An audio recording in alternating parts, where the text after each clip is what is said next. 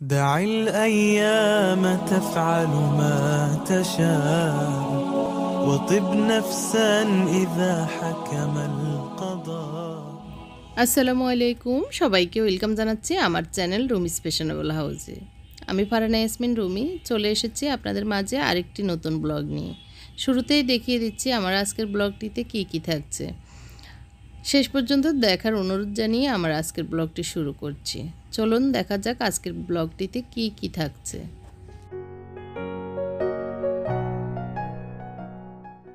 গত ব্লগের শেষাংশটি আমাদের এখানেই ছিল।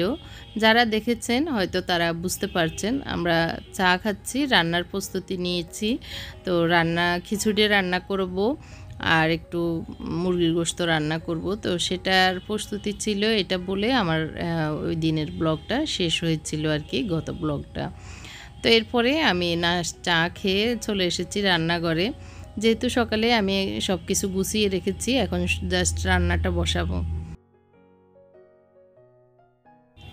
চাউলগুলো আগেই ধুয়ে রেখেছি, এখন জাস্ট খিচুড়িটা বসিয়ে দিচ্ছি। তো খিচুড়িতে আমি যে যা যা দিই সেটা একটু শেয়ার করে নিচ্ছি। আর মুরগি গোশতটাও ধুয়ে নিয়েছি। মুরগি গোশত বলতে আজকে লেগ পিস রান্না করব।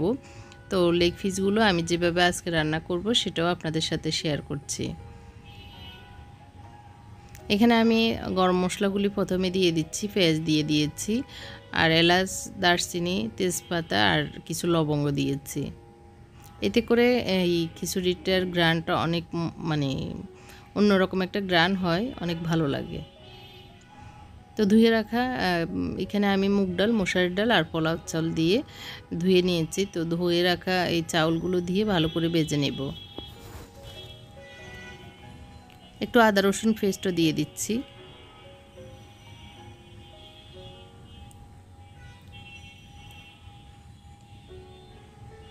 এখন দিয়ে দিচ্ছি একটুখানি হলুদ, পরিমাণ মতো লবণ, আর দিয়ে দিচ্ছি ধনিয়া গুঁড়া। দিয়ে ভালো করে নেড়েচেড়ে এখন এগুলিকে ভেজে নিচ্ছি। আসলে খিচুড়ি রান্নাটা আসলে খুবই সহজ, এটা দেখানোর যে অনেক বেশি প্রয়োজন তা না। তারপর আমি যেভাবে আজকে রান্না করছি সেটা আপনাদের সাথে শেয়ার করছি। আর এখানে আমার এই ফাতিলের ঢাকনাটার এই নবটাও ভেঙে গিয়েছে। তো আসলে আমার 2-3টাই এরকম নব ভেঙে গিয়েছে, হাত থেকে পড়ে যায় আসলে অনেক সময় ঢাকনাগুলি, তখনই এই নবটার অংশটা পড়ে ভেঙে যায়। তো আমার কাছে এই নবগুলি আছে, আপনারা চাইলে নিতে পারেন। তো এখন আমি এটাকে জাস্ট ভাঙা অংশটা ফেলে এখন নবটা লাগিয়ে দিচ্ছি, আর পরে আমি নতুন নব লাগিয়ে নেব। এখন মানে অলসতার কারণে লাগানো ইচ্ছে করছে না এটা আর কি। তো এদিক দিয়ে আমার খিচুড়িগুলো হয়ে গিয়েছে। আর আমি এখন লেগ পিসগুলোকে গতকালকে আমি ম্যারিনেট করে রেখেছিলাম, সেটার কয়েক পিস আমি গতকালকে বিকেলে ভেজে নিয়েছিলাম। তো ম্যারিনেট করা মুরগির লেগ পিসগুলো আমি এখন একটু তেলে প্রথমে ভেজে নিচ্ছি। আর মুরগি গোশতে আমি ম্যারিনেটে যা যা দিয়েছিলাম, আদা, রসুন, লবণ, মরিচ আর জিরা, ধনিয়া পাউডার, তারপরে হচ্ছে একটু সয়া সস দিয়েছি। এখানে আমি খিচুড়িতে একটু রাঁধুনি মাংসের মশলা আর জিরা পাউডার দিয়েছি। প্রথমে ধনিয়া পাউডার দিয়েছি, আর এখন লাস্ট পর্যায়ে একটু রাঁধুনি মাংসের মশলা আর হচ্ছে একটু জিরা পাউডার দিয়ে দিচ্ছি। লাস্টের দিকে দিলে হয় কি একটু গ্রান লাগে, ভালো লাগে খেতে। এখন ভালো করে আমি এগুলোকে নেড়ে চেড়ে ঢাকনা দিয়ে দমে রেখে দিব, তাহলে হয়ে যাবে। মোটামুটি হয়ে গিয়েছে।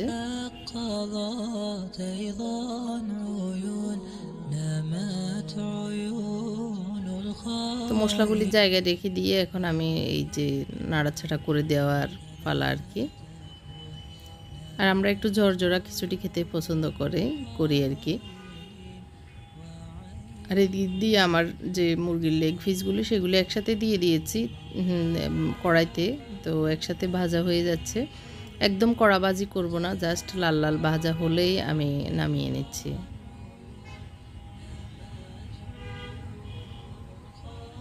এদিক দিয়ে আমি যে ম্যারিনেট করা বাটি সেটার ভিতরে লবণ দিয়ে দিচ্ছি, জিরা ধনিয়া পাউডার দিয়ে দিচ্ছি, মানে মাংসে যা যা দিব মুরগি গোশত আর কি তা দিয়ে দিচ্ছি। রাঁধুনি মাংসের মশলা দিয়ে দিচ্ছি, আর দিয়ে দিচ্ছি এই যে কারি পাউডার, বিডির কারি পাউডারটা আমার কাছে ভালো লাগে।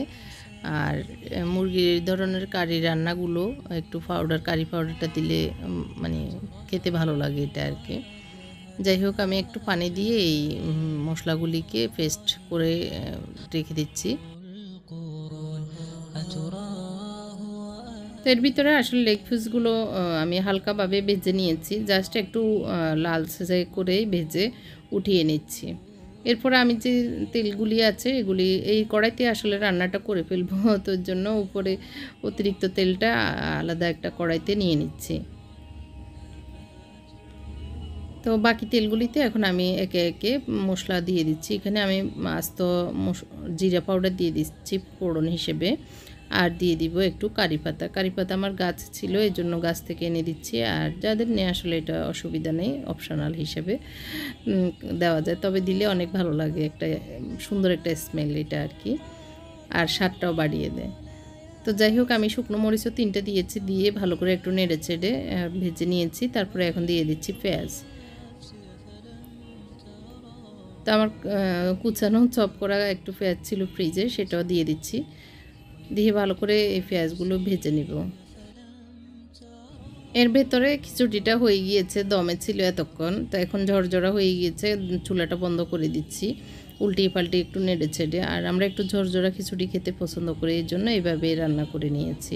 আর খুব সুন্দর ঝরঝরা, একদম একটার সাথে একটা লাগতেছে না, এরকমই হয়েছে। তো ওগুলিকে ঢাকনা দিয়ে রেখে এখন আমি পাশাপাশি মুরগির গোশতটা রান্না করে নিচ্ছি। পেঁয়াজগুলো মোটামুটি নরম হয়ে গিয়েছে, এই পর্যায়ে আমি একটা টমেটোকে কুচি করে দিয়ে দিচ্ছি। টমেটোটাকে একটু পেঁয়াজের সাথে ভালো করে ভেজে, ঢাকনা দিয়ে ভেজে এখন মশলাগুলি দিয়ে দিব আর কি। মশলাটা যেহেতু আমি প্রথমে একটু তৈরি করে রেখেছি, তাহলে মশলার জ্বলার সম্ভাবনা নেই আর কি। একটু এভাবে আগে থেকে রেডি করে রাখলে আর অনেক সময় একটা একটা করে দিতে দিতে নিচে লেগে যায়। তো আমি একটু পানি দিয়ে বাকি মশলাগুলিও দিয়ে দিচ্ছি। আর প্রথমে আমি আদা রসুন দিয়ে ম্যারিনেট করেছিলাম, এর জন্য আমি এখন অল্প একটু আদা রসুন দিয়েছি, 1 চামচ আর কি। তো একটু পানি দিয়ে মশলাগুলি কষিয়ে নিচ্ছি।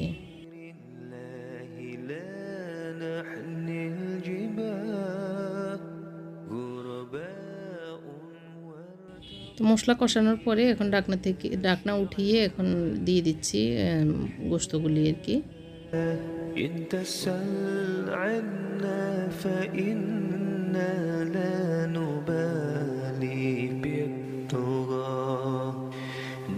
একটু পানি দিয়ে কষানোর জন্য দিয়ে দিব, তবে তার আগে একটু ঢাকনা দিয়ে রেখেছি যাতে মানে ভিতর থেকে পানি বেরিয়ে যায়। তো এই তো অনেকটাই পানি বেরিয়েছে, এখন আমি একটু ফুটন্ত গরম পানি দিয়ে দিচ্ছি, দিয়ে এগুলিকে রান্না করে নিব একবারে মাখা মাখা হওয়া পর্যন্ত। এদিক দিয়ে আমি আবার আমার তেলের বোতলগুলো ধুয়েছি, তো একটু গরম পানি দিয়ে ধুয়ে নিচ্ছি, এর জন্য গরম পানি বোতলের জন্য সহ দিয়েছি। একটু লিকুইড সাবান বা সাবানের গুঁড়া দিয়ে এভাবে ধুয়ে নিলে তেলের বোতলগুলো সুন্দর চকচকে হয়ে যায় আর জীবাণুও মুক্ত হয়ে যায়। তো পাশাপাশি অনেকগুলো দোয়া পাটলা ছিল, সেগুলিও করে নিয়েছি। এদিক দিয়ে রান্নাটাও শেষ করছি। এই তো মুরগির গোশতটা মোটামুটি হয়ে আসছে, আর একটু হবে, এখন জাস্ট ঢাকনা তুলে দেখে নিয়েছি। তো এই পর্যায়ে একদম ঝোলটা ঘন হয়ে এসেছিলো, এগুলো তেল উপরে উঠে আছে, তো আমি চুলাটা বন্ধ করে দিয়েছি। এর ভিতরে আমার শাশুড়ি, আমার হাজব্যান্ড খেয়ে নিয়েছিলেন, আমি এখন একটু দেরিতে খাচ্ছি, প্রায় 4টার দিকে। তো এখন আমার জন্য নিয়ে নিচ্ছি আর কি। সকালের একটু ভাজি ছিল, আর এই তো মুরগির গোশত, আর একটু আচার নিব খিচুড়ির সাথে। আজকে তো বৃষ্টি হচ্ছে, তো খেতে ভালো লাগবে আশা করি আল্লাহর রহমতে। তো এখন আমার খাবার রেডি, আমি চলে এসেছি আমার কমন এক্সপ্রেসিভ বৃষ্টিটা দেখব, আর পাশাপাশি একটু আচার দিয়ে খেয়ে নিব আর কি। তো আজকের খাবার এটাই রান্না করেছি, রাতেও চলে যাবে এভাবে। তো যেহেতু খিচুড়িটা বেশি আছে, তো রাতেও আমাদের খাবার এটাই থাকবে। এরপরে আসলে বিকেলে একটু রেস্ট নিয়েছি, নেওয়ার পরে উঠে এখন একটু আমার এই কমন স্পেসের আর কি ডাইনিংয়ের পাশে যে ওয়াল বলতে এটা হচ্ছে ড্রয়িং রুমের দিকে, হচ্ছে মানে আমার একটা শোকেসে মানে শোপিস রাখার সেলফ, আর পিছনের যে ওইটা সেলফের পিছন দিক, সেটাকে আমি ওয়ালমেট দিয়ে এভাবে দেওয়ালের মতো করে নিয়েছি। তো এটার পাশে এই দুইটা বক্স আছে, এই বক্সগুলির উপরে আমি আজকে একটু ক্লিন করছি। ক্লিনের পাশাপাশি একটু গুছিয়ে নিচ্ছি আর কি, যেটা নর্মালি গুছানো হয়। তো যখন যেভাবে আসলে এক এক দিন এক একভাবে গুছিয়ে নিতে পছন্দ করি, সেভাবে পছন্দটাকে প্রাধান্য দিয়ে এভাবে আবার করে নিচ্ছি। প্রথমে একটা ম্যাট দিব ভেবেছিলাম, ওইটা ছোট মনে হয়েছে, এই জন্য আবার এই চেক পিঙ্ক কালারের চেকটাই আবার দিয়ে দিচ্ছি। তো দিয়ে আমাদের পানির বোতল, গ্লাস এগুলি ডাইনিং টেবিলের পাশে এখানে থাকে। তো এটা সুবিধা, মানে এটার জন্য আর রান্নাঘরে যেতে হয় না, গ্লাস পানি একসাথে রাখি। যাই হোক, এখানে আমি একটা গাছ এনে দিচ্ছি। তো এটা একটু বড়ই মনে হচ্ছে, তারপর দিয়ে দেখি যদি ভালো লাগে এখানে রাখবো, না হয় সরিয়ে নেব। তো এইভাবে রেখেছি এখন আপাতত।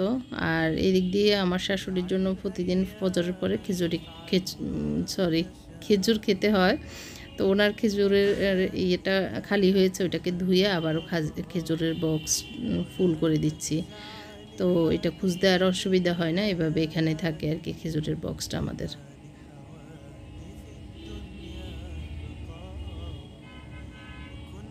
এরপরে যে ছোট্ট একটা সিস্টপ ড্রয়ারের মতো, সেটার উপরে এই টুকটাক জিনিসপত্র আছে, একটু এলোমেলোও হয়ে আছে, আবার একটু ধুলাবালিও আছে। এটা গুছানো এবং পরিষ্কার করা এটা আর কি।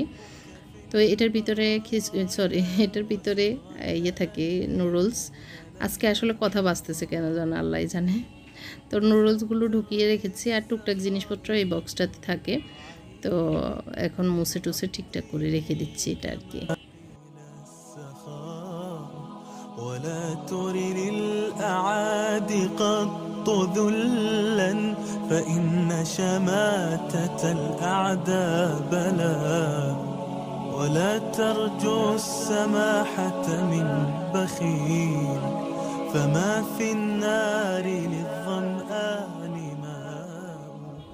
তো রমজানের পরে এই ওয়ালটা মানে সেলফের পিছনের অংশটা একটু সাজানো হয়নি, তো আজকে ভাবলাম যে এগুলো একটু সাজিয়ে নিই। তো আমি একটা, যেহেতু এটা বক্স মানে বোর্ডেরই, তো একটু ছোটো ছোটো ফেরাক দিলেও সমস্যা হয় না, সুন্দরভাবে গেঁথে যায়। তো আমি ফেরাক দিয়ে এই ছোটো ছোটো এই ওয়াল হ্যাঙ্গিং বাস্কেট, তো এগুলি দিয়ে দিচ্ছি। এটা এই দুইটা আমি মালয়েশিয়া থেকে এনেছি। তো এগুলির ভিতরে গাছ, ফুল বা যে কোনো কিছু ডেকোর আইটেম দেওয়া যায়, ভালোই লাগে দেখতে। আর এই ওয়াল সেলফটা হচ্ছে বড় সাইজ, 14 বাই 6.5 ইঞ্চি। তো এটাও একটা দিচ্ছি সাদা কালারের, এখানে দেখতে ভালো লাগবে, এর জন্য একটু উজ্জ্বল লাগবে এই জন্যই আর কি। তো এটা একটা দিয়ে, মানে এখানে আমি ঘাম দিয়ে লাগাচ্ছি না, একটু ছোট ছোট পেরেক দিয়ে দিচ্ছি, যাতে এটা আবার খুলে অন্যত্র নেওয়া যায় আর কি। ঘাম দিয়ে দিলে তো একবার ফিক্সড হয়ে যাবে, এই জন্য ঘাম দিয়ে দিচ্ছি না, মানে ঘামের যে স্টিকগুলো, ওই স্টিকগুলো দিচ্ছি না। আর ফেরাক দিয়েও যে দেওয়া যায় এই ওয়াল সেলফগুলি, সেটাও আপনারা দেখে বুঝতেছেন। তো আমার কাছে যা আছে আমি তাই দিয়ে আমার এই ছোট্ট ওয়ালটাকে একটু ডেকোরেট করছি। ডাইনিংয়ের পাশে আশপাশে একটু সুন্দর করে সাজিয়ে গুছিয়ে রাখলে দেখতে ভালো লাগে। আর আমরা বেশিরভাগ সময়টাই আসলে ডাইনিংয়েই কাটাই। ডাইনিং স্পেসটা আমাদের কুটাকাটি, রান্নাবান্নার আশপাশ, মানে হাঁটা চলা সারাক্ষণই এটা আমাদের ডাইনিং স্পেসটা দিয়েই হয়। তো ডাইনিং স্পেসটা একটু সুন্দর করে সাজিয়ে গুছিয়ে রাখলে নিজের কাছেই ভালো লাগে। তো একটু ওভেনের উপরে একটু আগে যে ম্যাটটা ছিল সেটা সরিয়ে নিয়েছি, এখন একটু মুছে আর একটা ওভেন ম্যাট দিয়ে দিচ্ছি। এগুলি আমার হাতে করাই, নিজের সেলাই করা ওয়ালম্যাটগুলি, ওয়ালম্যাট না, ওভেনের উপরে যে ইয়েটা। তো গাছটা, বড় গাছটা আমি এখানে নিয়েছি, ওখানে মনে হচ্ছে বেশি জঙ্গল, এর জন্য এখানে এনে ওভেনের উপরে দিয়েছি। আর এই জায়গাটাতে আমি আরেকটা ছোট্ট প্লাস্টিকের একটা গাছ দিয়েছি আর কি। যাই হোক, এইভাবে সাজিয়ে নিয়েছি আমার এই ওয়ালটা। কেমন লেগেছে কমেন্ট করে জানাবেন। আর আসলে কিছুদিন পর পর একটু ওলট পালট করলে পরিষ্কার হয়, দেখতেও ভালো লাগে। আজকের ব্লগটির কোনো একটা অংশ যদি ভালো লাগে, লাইক কমেন্ট শেয়ার করতে ভুলবেন না। কোন অংশটা বেশি ভালো লেগেছে সেটা উল্লেখ করবেন। শেষ পর্যন্ত কে কে দেখেছেন সেটাও কমেন্ট করে জানাবেন। আজকের মতো এখানে বিদায় নিয়ে আবারও দেখা হবে আরেকটি নতুন ব্লগে। আল্লাহ হাফেজ, আসসালামু আলাইকুম।